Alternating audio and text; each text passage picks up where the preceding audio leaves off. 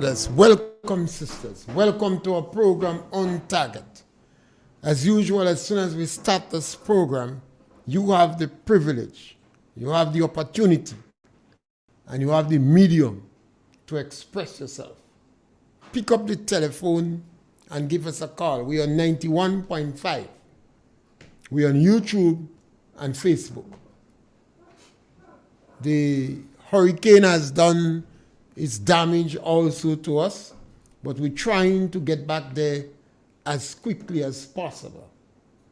You might still have challenge using the long line, but WhatsApp is available to you. You have option. And you can text on WhatsApp, and we will do our utmost to read out some of your texts. We speak on any topic in this program. There is no limit what you could speak about. Politics, religion, socioeconomic issues, hurricane, war. We have war going on in Ukraine, and we have war going on in Israel and Palestine. Israel, the Palestine, Hamas, Hezbollah, Iran, and everybody else who pick up their sword and join our side. In addition to that, Christians in some countries are catching the hell just because they are Christians. You have blasphemy law in some countries. And when you are accused of that, believe it or not, you could find yourself guilty. A lot of cases have been appealed in the High Court successfully, but sometime after 5 and 9, 10 years in prison. Christians in our part of the world, they don't bother with that. They're making confusion with other Christians. And they don't publicly express their solidarity with Christians that function in Islamic countries.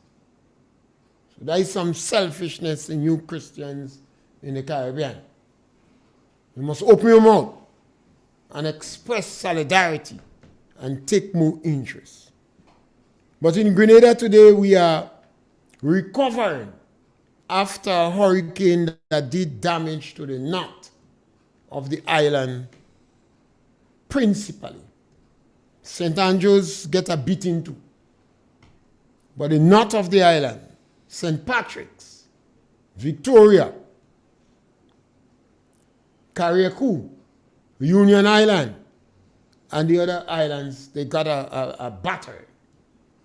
The economy in Grenada is intact. None of the ports or the airport was not damaged. St. George's University is not affected directly. And you know St. George's University contributes almost 20% of the GDP of this country. The CBI program selling passports contributes almost 50% of our budget. So our economy is not in trouble. Agriculture had a drop of 6% already. So agriculture is not that significant directly in the economy. So now is an opportunity for government to look seriously at agriculture. When you have destruction of that nature, we tend to put our emphasis on housing. But I learned from a farmer 5 years after Hurricane Ivan and Emily. He said a lot of the houses that was destroyed was under $100,000. He said everybody expressed emotion and sympathy and solidarity with the people who lost their houses, and rightly so. But these people have by now have been brought back to their status before the hurricane. You say we the farmers is still catching with hell. I have not heard the voice of the Nutmeg Society manager or chairman of the board. Likewise, I've not heard the voice of the Cocoa Association manager or chairman of the board. I've not heard the voice of the Minister of Agriculture. I don't know if they speak because my internet also was affected and I'm not that good with the technology. But I've not heard their voice. So, culture man, you could give me a call. You must know. You must know. Give me a call, culture man. I believe in the very short term, we must address the mental and psychological impact that the farmer is undergoing now. Imagine you lost all your income. You lost your income from farming. You didn't lose your house. You didn't lose your wife. But you lost your income. You didn't lose your spouse. You didn't lose your keeper. You did not lose your kept miss. But you lost your income. You did not lose your vehicle. But you lost all your income. So you no longer have the authority even in your own home because you don't have money. And sometimes that is a difficult challenge for the farmers. We have to be prepared. We have to prepare ourselves. We have to culture ourselves to understand that hurricanes will be a part of our life and our staple. And it may not come occasionally, every 20 years, but it might appear with greater regularity. And we as individuals, independent from government, must take the necessary action to better prepare ourselves to live in harsh climatic conditions. I'm not talking about government now. I'm not speaking about NAGMA. I'm not speaking about organization. Individuals in the country and family members have to prepare to better culture themselves, to equip themselves, to educate themselves, to function, to live in a climatic condition where there is extremes of the weather that can damage their houses. Look around you. Most of the houses that was destroyed, you could have practically calculated that they would have been destroyed before. Most of the people who left their homes and go to shelter knew that their homes was like a creek. And by the time you say category 3 or 4 hurricane, the roofs start to fly. So we have to start to ask ourselves, if I'm living in a ply house, could the ply house stand category 4 hurricane?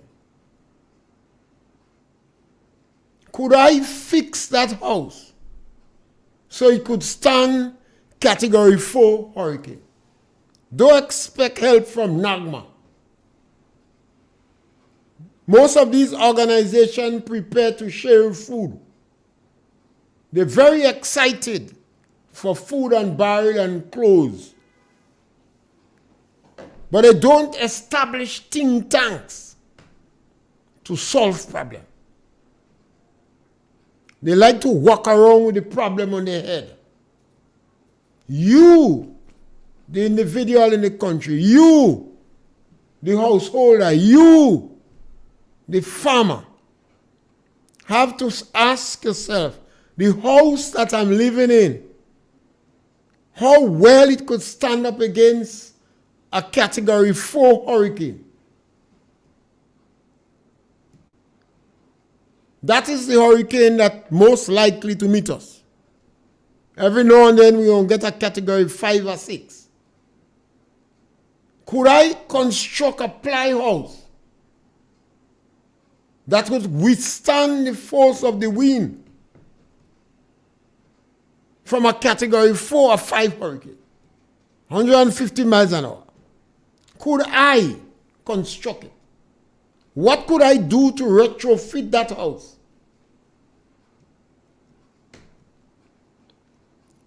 And maybe we have to ask this question. Sometimes we have to ask the question, you live in a ply house, hurricane pass, you mash up the ply house, you build a next one. That's where you put aside, you have an economy put aside specifically for damage from hurricane. We must ask ourselves that every time a hurricane passes, we can't be behaving like beggars, like gimme people, running around as people without a O, without an engine, without piece of saying. We have to be prepared to build our houses stronger. Maybe after we put the ply, we have to put bamboo on the outside. We have to do better as a people. Too much of our houses went crashing. We had experience from Ivan. We cannot forgive everybody. Because the storm before was 1955 Hurricane Janet. So let's say within a sense, we forgot what happened. But today in Grenada, we have individuals who are well-educated, leading NAGMA. They have a briefcase of certificate. We have people that are well-educated, leading the Nutmeg Association and Cocoa Association. How come our housing structure crash so easily in a category 3 hurricane? One would understand the old buildings. The roof of the churches is over 100 years old. They took a battering in Ivan. We made certain repairs. But houses newly built crash with a category 3 or 4 hurricane. That should not be. If you build in a fowl cage, a fowl pen, what do I do to build my fowl pen properly? The wind must go with the whole pen, not with piece of the pen. That must be our attitude. The wind must take the whole house and go, not piece. The wind must take the whole pen and go, not piece. It means that we have to build our pens properly. And that is where you expected advice from the expert NAGMA. NAGMA have failed us badly. They had enough experience from the past. They should have done better. They did not perform good. We need to look. We cannot be making the same mistakes over and over again. When you construct a building, you have to look at the rafters, the joists, the wood, the joints, and make certain that we do everything possible to protect our pen. If you're building a foul pen, maybe you have to tie it up with wire and rope. The galvanized on the pen must use screws. Maybe the rafters have to be closer, 12 inches or 18 inches, but not 2 feet. These are advice that should be readily available. NAGMA should be putting out publication on these things. Construction of roof. Children in secondary school. Mandatory sessions should be done with them. Mandatory sessions should be done with them. Even if it is a 2 weeks course. So that they know how they should construct a roof. If you're building a rabbit cage, it should be done properly. So the wind don't take the galvanized and go and dismantle the cage as if it's a crate. The Ministry of Agriculture should be providing information. All these ministries have an information division. You could give me a call, you know. You don't have to let me talk alone. The number to call is 4420175. Or you can WhatsApp your questions or your comments on WhatsApp. Post them. The Ministry of Agriculture should have publication advising farmers. By now, the different relative commodity boards should send out publication, even though it's a one-page fly sheet. Hand it to farmers addressing their mental and psychological well-being. Give them hope. A one-page document with 9 or 10 factors to address the mental and psychological well-being. They are traumatized. They will be losing their source of income. They might be at the age and the state of health that would expedite them transitioning to the next world. 1 week after a hurricane that has traumatized the north and the east, and farmers suffer serious losses, particularly the traditional farmers. This is in the age of computer. This is in the age when technologies is available. The St. George's, the central offices, was not affected. Current has already, and internet is available. Prepare a one-page document and deliver it to the farmers.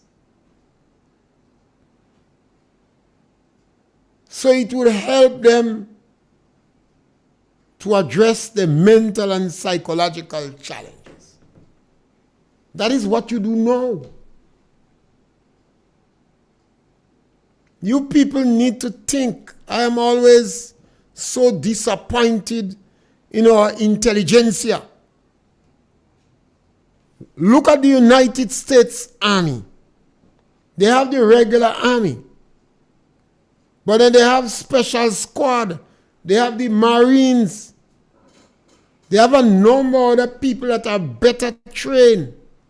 So our best brain supposed to be in the forefront of our struggle and our battles. When you have challenges, your best brain can hide. That is what seems to be happening in Grenada. Every time we are challenged, our intelligentsia is hiding. Whether the Nutmeg board, the cocoa board, NAGMA, or the government, they're hiding. Can't see them. They're afraid to be questioned. They don't have answers. I call them commission agents of the multinational corporation. They must be thinkers. And they must come up with answers. We have challenges now. The farmers in the country are seriously challenged. Yes, caller, welcome. Hello, good afternoon. Yes, my brother. Yes, Mr. Pierre, good afternoon. Yesterday, I heard you make a very erroneous statement, and I thought I should call to please do. Where you said that the Prime Minister went to Barbados to attend a cricket meeting. It was not a meeting he went to. The Prime Minister went to look at cricket. So I just thought I should correct that. He went to look at cricket? A meeting as such. Well, he went to watch World Cup cricket. That's what it was. Thank you for correcting me. I could have never believed that. You're welcome. I could have, thank you very much. But I thought they had a high-level meeting and he went to participate in it.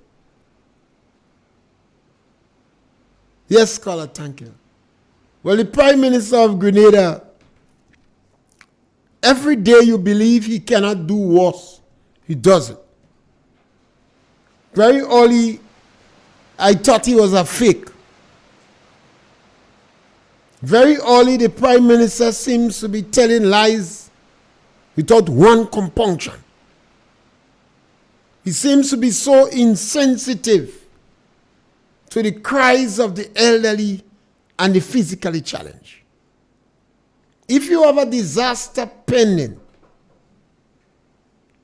even if it was a high-level cricket meeting,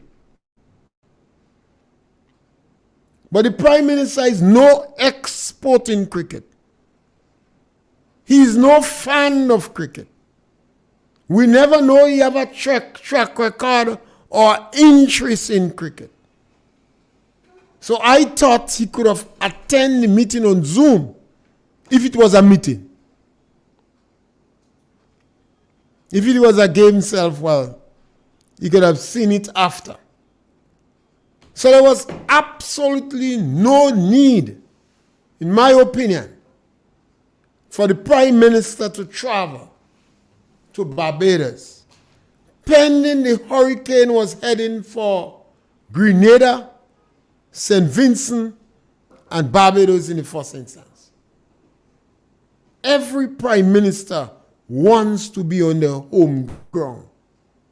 6 other ministers was out of the island. And it shows, it is sad, it is unfortunate. You prefer to read that in other country than you be the laughing stock in your Caribbean. These individuals are so preoccupied with gallivanting, with party. They get an opportunity to plunder and raid our coffers. And they're doing it as if they don't understand their leaders and they're supposed to show examples in the country. If they are doing that, it means that they are very unproductive. I've not heard the Prime Minister or any of his members over the last 2 years in a serious way encourage our people to be more productive. And it's difficult for them to do that because they are not productive themselves. They travel as if it's a joke. as if they inherit money and they want to drown it quick. It's difficult to understand the type of cockistocracy that we elected to lead us. So thank you for the correction, but I'm ashamed. So I prefer to say it's a meeting. I'm ashamed. I really prefer to say it's a meeting, a fact-finding mission based upon the observation. When you write that in history, it sounds so disgraceful. And when he was asked, he showed contempt. Contempt for our people. I don't have to comment on that. He showed contempt for our people. And that is the challenge we have. And that is why I say we have to prepare for ourselves. We have to prepare mentally, psychologically, and economically. We have to culture ourselves to accept the fact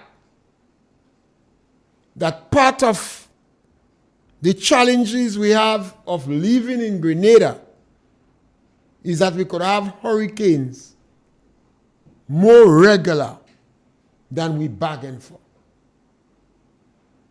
We must not lose our houses so readily with a category 4 or 3 hurricane. It means that more time and energy and talents have to be placed on how we construct our house. In the coming periods of our program, we're going to put emphasis on it. How to protect your house better. How to protect your fall cage better. How to build your pig pen better. How to protect your bees better. Since the Ministry of Agriculture doesn't think it is their duty to give you the information, RealFM will constantly provide information for you on how you could do that better. Yes, caller, welcome. Yes, caller, welcome. You there, caller? Mr. Pierre. Yes, go ahead. Yeah, I don't Mr. Pierre. I didn't watch. I didn't call you on WhatsApp now. Yes, great. Because I ain't getting this straight now. Yeah, Mr. Pierre. I'm calling on the farmers of Grenada, especially nutmeg farmers. Now is the right time to hold the nutmeg association accountable. They owe us money. They owe us back pay for 7 years. So all we nutmeg for long now. So we need the money that they owe us. If you're listening, I know they don't listen. So they had to put a package together and come and pay us the money. 7 years they'll get back pay. And Mr. Pierre, where I had 2 acres of land in Birch Grove there, and all the nutmeg fall. Me and a lot of farmers, all them nutmeg, mostly all them nutmeg in Birch Grove fall down. Yeah. So Birch Grove was hit hard. Yes. Okay. Yes, Birch Grove hit hard. Birch Grove hit hard. One of the digger family, they real losses. Yeah. We were made 2 acres of harvest. I will say 70% of the nutmeg tree fall. Or cinema and trees and things fall along too. Yeah. And Mr. Pierre, that hurricane take me in Carriacou, you know. Was in Carriacou? Yeah. I went up in Carriacou to collect my granddaughter from school. And I guess take with the hurricane up there. Yeah. And Carriacou mash up really, really, really bad. But the houses in Carriacou was not built good enough. Yeah. Because they had a lot of houses, big houses there too. Yes, and mostly all the big houses were gone. Yeah. And that hurricane was rough because when I look in Carriacou, tambourine tree, the branches ring out, you know. Mahogany trees, branches ring out. When you watch the coconut trees, all the young grapes and the ground, you know. But the coconut trees didn't fall that much. Yeah, man, yeah. Okay. The coconut trees fall in Carriacou, with them half to half. Some of them is bouncing stool, some of them is ring them half to half, you know. Yeah. We was living in Brunswick, Brunswick. I was about 40 trees like that. Okay. You know, you can ring them around the middle, and the tree ring it, and then cut the thing down. Yeah. And Mr. Pierre, look, hurricane, destroy Carriacou, and the people can't go in the house in Carriacou, the Chinese house in Carriacou. They bring how much food in Carriacou, and half of Carriacou in Grenada. So what they bring all the food over? Yeah? Carriacou is like Gaza, you know. When you watch Carriacou, it's like Gaza, because I can't like hurricane, nothing else. Those houses the Chinese built in Carriacou, were they seriously damaged? No. Well, that means the houses that they built in Carriacou was not built properly. Yeah, I mean, some of the local houses, really, especially all them people in the low-income workers, all them houses crumble. Yeah. All the fly house and board house and things crumble. You know, people who are they put a belly wall house, roof gone, but they are not downstairs. Yeah, they don't know. Just lucky at me where I was living there downstairs. So, yeah, but and how does I hear a number of people calling for volunteers in Carriacou. If you have an area that is seriously destroyed, where these volunteers stay? Mr. Pierre, all them people who all get matched up, 90% of them come to Grenada. They come down Grenada? Yes. So Grenadians go. Come to Grenada. So those Grenadians that saying they volunteer and going up there, where they staying? I don't know. Because they make 10 for them, put up 10 because they're going in a disaster zone and they could have problem with disease. Yeah, because mosquitoes, disease, pollution. Yeah. So it's not just asking people to volunteer, it's a specific type of group of people you want. Yeah. That could live in tents. Yeah. I say people volunteer. If they go up there, where they go live? Where they living? Are they might put them in the Chinese house? Well, where they getting water to function? You could have outbreak of cholera under these conditions. Of course. Because you have fecal material left, right, and center, and not proper sanitation. Yes, I watch a place in Brunswick where you call the mangrove. In Brunswick down there. That whole thing on the flat near about 50 houses down, that whole thing flat on the ground. So sometimes Nagma themselves have to have some sense. If you're going in a disaster zone, you can't just ask people to volunteer just so. It's a certain group of people you're depending on. People with some level of camp life training. Of solid training too? Yes, you can't just take triple people and go up there. No. Them men already, when we meet Mr. Pierre, we know them many kakastari. What are you not calling it? A kakistocracy. Kakistocracy. Look, I've been listening. So they get hit. You have 2 minutes and so I don't hear them all of them always on YouTube. Well, maybe the Minister of Foreign Affairs believe it's only the bad people in Sotters that get damaged. Maybe you think the good people are right. Because that the minister that talk about good people and bad people, you know. Yeah, I don't hear nothing from the Minister of Agriculture. The Minister of Agriculture, you must think it's lunatics and idiots. Yes, my thing Because that is the words that emanated from these leaders, you know. Lunatics and idiots. Yes. And idiots, yeah. And Mr. Pierre, the nutmeg industry don't again, you know. Well, the nutmeg industry is only a matter of time. These individuals, they have never represented the farmers' interests.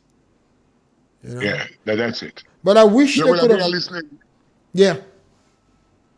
I wish they could have do something to address the mental and psychological impact on the farmers. Some farmers perhaps asking for chainsaw to go and cut. And even that might be a mental challenge. They're only doing it. Nutmeg is not lettuce and cabbage. Nutmeg take 4 or 5 years. In addition to that, to prepare the plants would take about a year.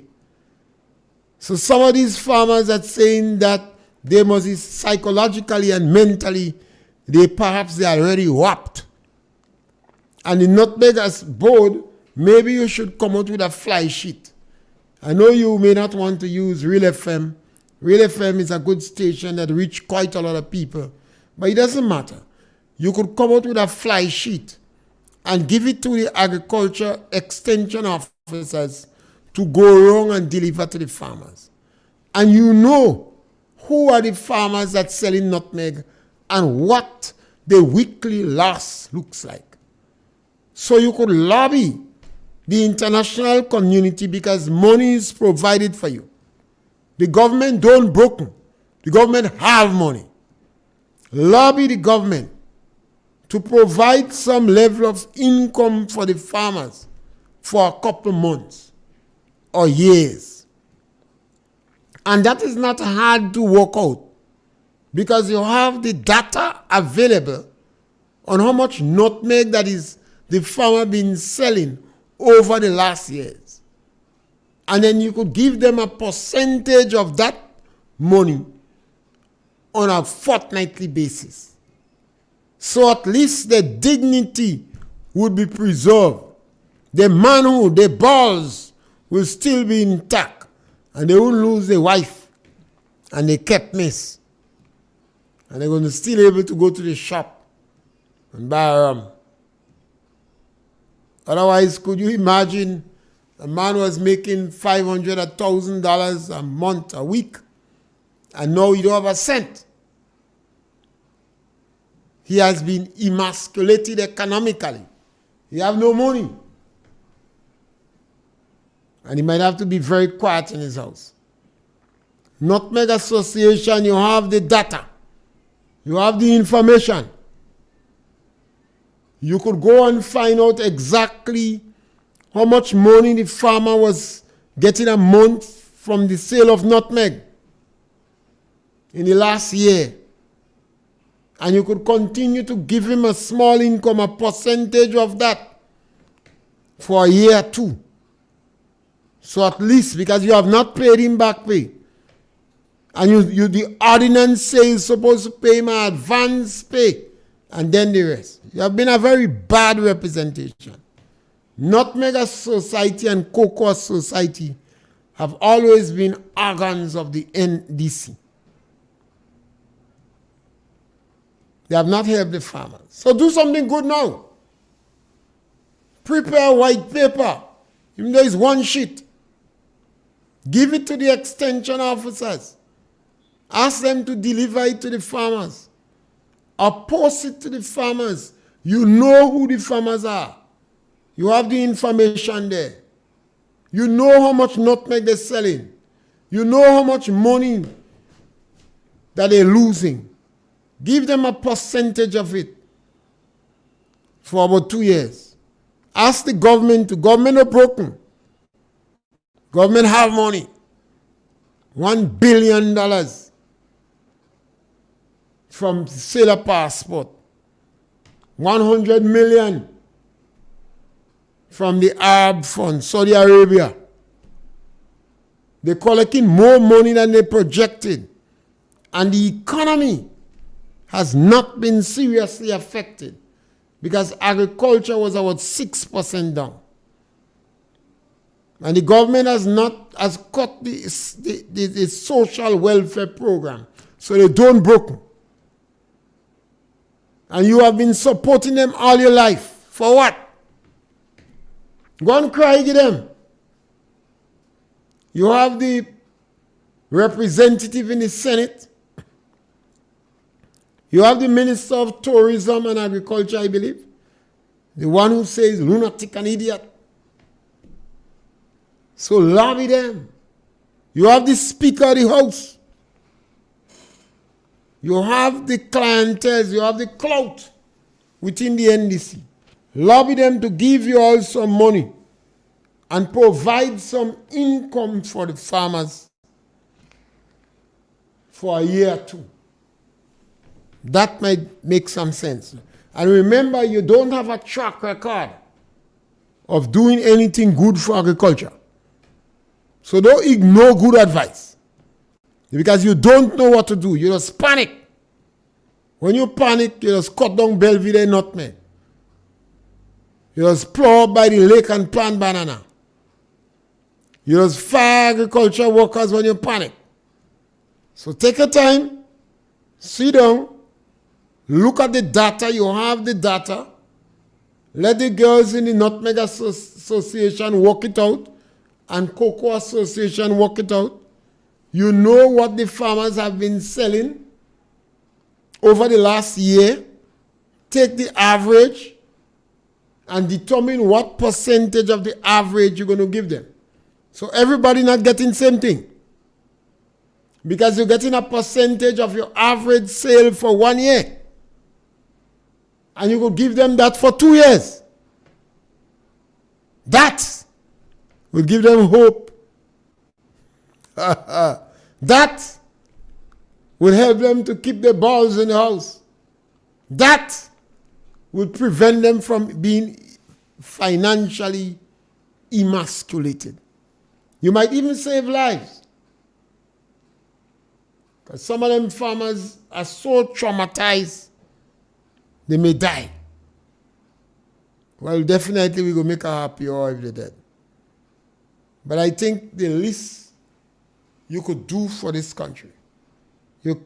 Yes, those who have lost their homes, your government needs to help them. You're going to get a lot of assistance from the international community. I have heard a number of people that cry out to you for the low-income houses, but you're kind of bad-minded. And you already perhaps make commitment to give some of these houses to the people in the diaspora. So I don't know how you're going to maneuver. But my advice, my suggestion on the table, if cultureman hear me, I don't know if you go agree with me on this one, that the farmers should get a percentage of the sales for the last year. And you have the statistics. Not hard to work out. You take all the sales for 1 year, and you find the average sale, and you give them a percentage of that for about 2 years. That would be meaningful and helpful to the farmers. The Ministry of Agriculture, the time has come for you to start to provide meaningful assistance for the farmers. It is not difficult to pick up records because the Cocoa Association, the Nutmeg Association would have records. Then you can pick up records from Marketing Board. They would have the records there still. Foodland and the big supermarkets would have names of farmers that sell to them. Some of the middlemen would have records. So you can look for records. And you can assist these individuals. The source-up farmers, they have lost significantly. That crop might be able to come back in 3 years. 2 years if you have to get plants, 3 years. So you can provide meaningful assistance for these people. And in the meantime, the Ministry of Agriculture must conduct some workshop on source-up husbandry and pollination. Now is the right time.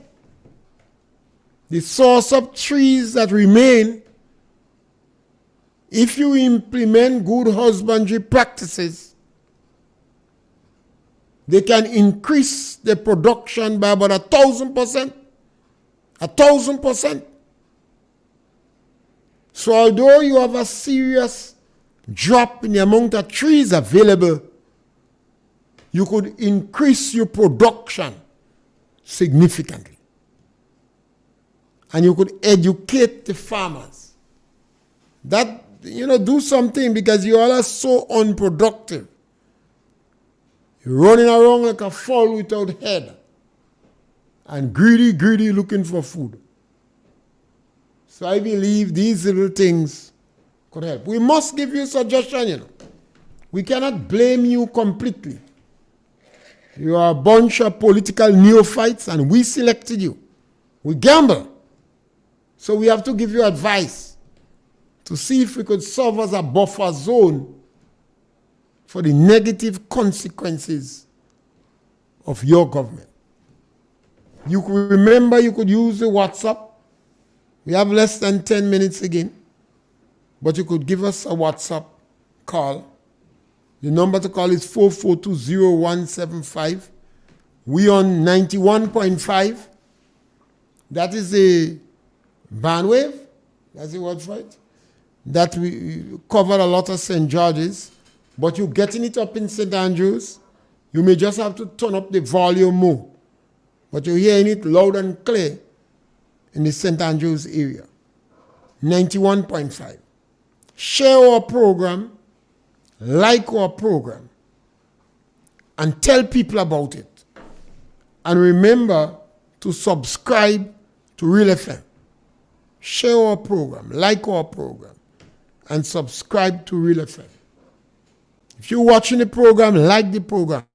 You press this little like button. Sometimes it's a hand with a finger pumping up.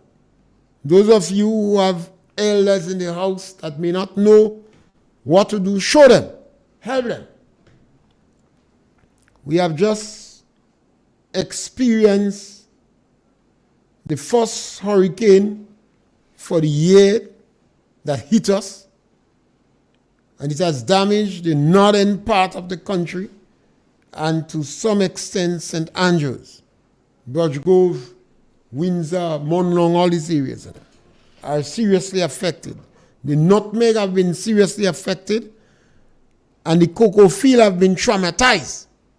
Now, Cocoa Association gives some advice to the cocoa farmers, because they're going to just go with chainsaw and cut down cocoa.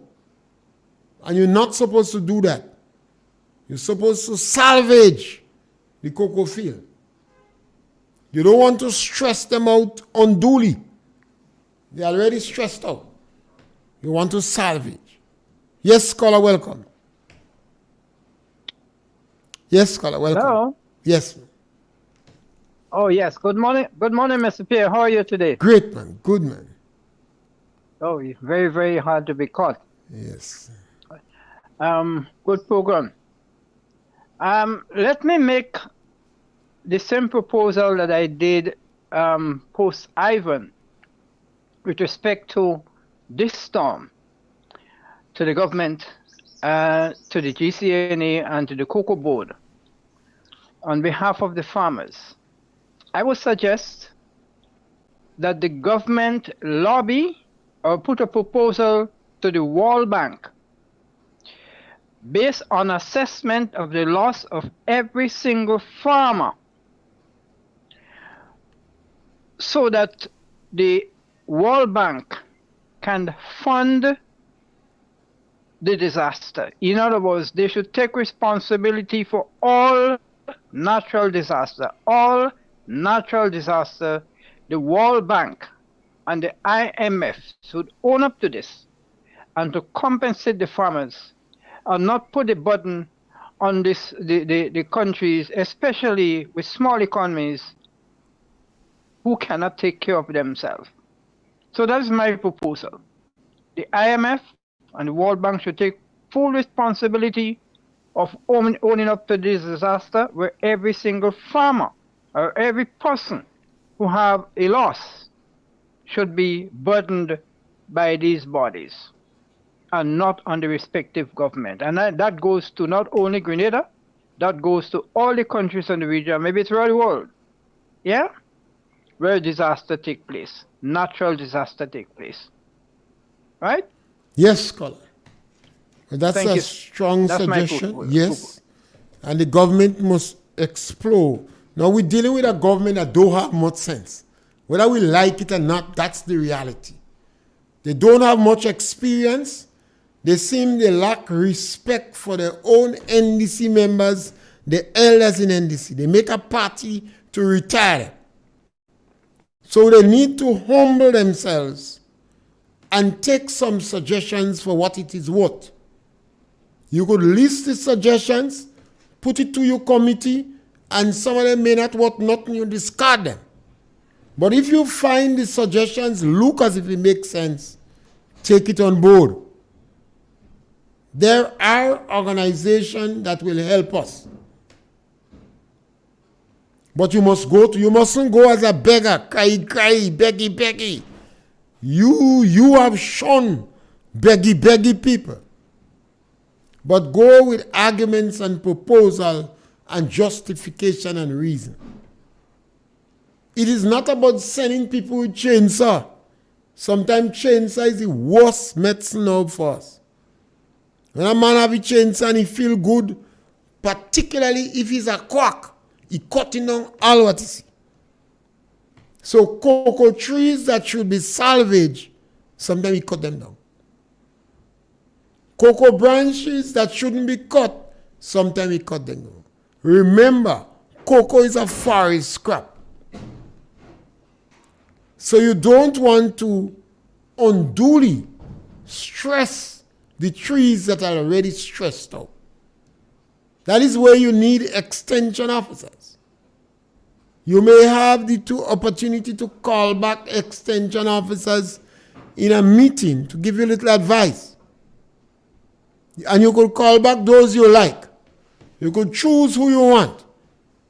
You don't have to call back those that look as if them is NNP. You don't have to do that. But we're begging you. There's a lot of extension officers that you might feel comfortable with because of the color of their blood. Yes, scholar, welcome. Good afternoon, Mr. Yes, yes, go right ahead. Mr. Pierre, I'm listening to you, and you're insisting that probably they should give the extension officers a paper to bring to farmers and stuff like that. Mr. Pierre, I don't think this is even going to work. Prior to the hurricane, cocoa and nutmeg farmers, we weren't even seeing extension officers. The extension officers, they rarely came to farmers' properties, and I'm talking about in the St. David's area. You don't see them in that area, and we got some damages from Hurricane Beryl. We lost cocoa trees, we lost breadfruit trees, and other trees around. And these people who call themselves extension officers, they're more like Saga boys, Mr. P. These people, those who visited in the past, when they came, they're wearing these dress shoes and big chain, and not like extension officers I knew when my father was involved in agriculture. The people he had going out, the people would walk with their water boots, they would change their boots, they would go on the farms or on the estates. Not anymore. These people would come into your yard and just question you and leave. So I don't think these extension officers are in any way effective for farmers. Notwithstanding, we're cocoa farmers. We have quite a bit of cocoa. And Mr. Pierre, we don't even know when they're buying cocoa. You have to drive past the Bellevue Cocoa Fomentry to see if there's a note up. Nobody knows when they're purchasing cocoa. I don't think this is fair for farmers at all. And I'm looking to see what's going to happen, with regards to assistance for farmers in the areas where they've lost crops and all these things. I'm just looking to see, because I don't know. people are very disenchanted and disheartened with the way agriculture is going on. So you just have a blessed afternoon, and all the best to you, Mr. Pierre. Yes, scholar. We have to try. We can't give up. That's why I say we have to prepare ourselves better for the hurricane and the challenges of the inclement weathers. We have to do it. We have to forget government. We have to forget it. We have to do it. And perhaps in that process, when we come to the conclusion that it is our land, it is our thing, we have to perhaps beg. We have to beg the extension officer. Just as we have to beg the board. You have the information. You have the data. You have the workers. Come up with the amount of money that the amount of income they got from sales for 1 year. Get the average and determine what percentage. So you're consistent in your assistance, but it doesn't mean that everybody going to get the same percentage. They're going to get the same amount of money, but they're going to get the same percentage based upon what they sell. We must address the issues of the mentality, the mental and psychological impact of the hurricane. Farmers just dead. Farmers just lose a woman. Farmers losing their keeper. Farmers' vehicle packing up, they can't drive it.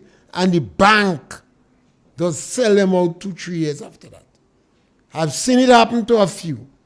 Some farmers are dead. So it's important that we address the psychological, the mental challenges the farmer face. And because the extension officer is there, let's beg them. Let's plead with them. Let's be more cooperative to them and ask them to reach out. We have to understand that a number of people reach retirement age and resign. Again, the government have a policy, some of them taking a low profile because they may not have the color blood that the government like. So all these things would have negative consequences. We have a government that is very low on productivity, and that is going to filter down in the ministry where people don't care. It's a gala type of government. So the extension officer perhaps have a gala mentality too. So we have to beg, we have to plead, we have to ask. You know, like when you go in and beg a doctor to treat you. Doc, my mother got dead, come doc. You know, you have to beg a lawyer, the lawyer mark $350 on the door. Sometimes they don't even give you a seat to sit down. You have to beg the lawyer. When you in court, the lawyer forget your name. Just so we have to beg the extension officers at this time because we're in dire need. We need assistance. We need help. Remember, we have to prepare ourselves better to address the challenges we face by hurricane. We have to culture ourselves that hurricanes come to stay and they would happen with greater regularity. Thank you very much for the program. And tomorrow is Friday, and we're back with you Friday with Master Carl on the extension. And God's will, I'll join Master Carl. Thank you very much.